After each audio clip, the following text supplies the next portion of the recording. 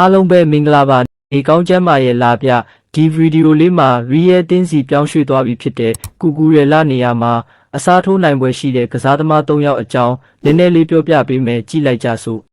ပထမဆုံးရွေးချယ်ထားတဲ့တယောက်ကတော့ဝက်ဟန်အသင်းမှာခြေစွမ်းပြနေတဲ့စီနီဂောပဲနောက်ခံလူမာလစ်တီရောဖြစ်ပါတယ်အသက်21နှစ်သာရှိသေးတဲ့ဒီကစားသမားလေးဟာအရက်ဆိုရင်လည်း6ပေထိကိုရှိတာဘယ်ချေအားတန်တဲ့သူတစ်ယောက်ဖြစ်ပြီး2025-2026ဘောလုံးရသည်မှာ32ပွဲထိပွဲထွက်ခွင့်ရခဲ့ပြီး9ဂိုးဖန်တီးပေးထားနိုင်ခဲ့တဲ့အရက်လည်းရှိပြီးဗလာကလည်းတော်တော်တောင်းတာကြောင့်ပြိုင်ဘက်အသင်းတိုက်စစ်ကစားသမားတွေရဲ့အိမ်မက်ဆိုးလို့ကိုပြောလို့ရတယ်ဗျပေါင်တန်း40ဝန်းကျင်နဲ့ရမှာဆိုတော့အသင်းအတွက်အဆင်ပြေမယ်လို့ထင်ကြလားဗျကဲဒုတိယရွေးချယ်ထားတဲ့တယောက်ကတော့ကျန်တဲ့သူမဟုတ်ပါဘူးကျွန်တော်တို့အသင်းရဲ့အကယ်ဒမီထွက်လူဝစ်ဟော်ဖြစ်ပါတယ်ယခုလက်ရှိနယူကာဆယ်အသင်းမှာကစားနေပြီးခြေစွမ်းကောင်းတွေပွဲတိုင်းပြသနေတာကြောင့်အသင်းကြီးတွေရဲ့မျက်စိကျခြင်းကိုခံလာရတာပေါ့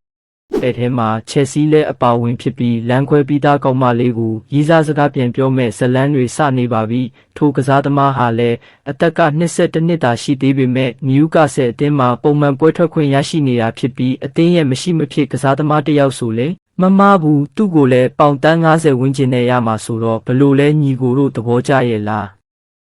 နောက်ဆုံးတစ်ယောက်ကတော့ဇာဘီအလွန်ဆိုရဲ့မွေးစားသားလိုတောင်ခေါ်လို့ရနိုင်တဲ့အလီဟန်ထရိုဂရီမက်တိုဖြစ်ပါတယ်ထူးထူးဆန်းဆန်းအံ့ဩစရာကောင်းတဲ့တစ်ချက်ကသူဟာနောက်တန်းကစားသမားလို့တာပြောတဲ့ဂိုးတွေသွင်းနိုင်စွမ်းကလီယန်ဒီလက်ထက်တောင်10ဆလောက်ပိုများနေတဲ့ကူကူရဲ့လားစပင်မပါတဲ့ဘာရှင်းလို့ထင်ရပြီးဘဲချမ်းတစ်လျှောက်ကိုတက်လိုက်ဆင်းလိုက်ဂိုးသွင်းလိုက်လုပ်နေတဲ့သူပြဒီ3ယောက်ထဲမှာဆိုသူ့ကိုအကြိုက်ဆုံးမဲ့အသက်က30ဆိုပေမဲ့2နှစ်ကျော်3နှစ်ကောင်းကောင်းသုံးလို့ရသေးတယ်ပြီးတော့နောက်ထပ်သဘောကျစရာကပေါင်တန်း20ဝန်းကျင်နဲ့ရမှာဆိုတော့ချက်ချင်းတောင်ဝယ်လိုက်စေချင်တယ်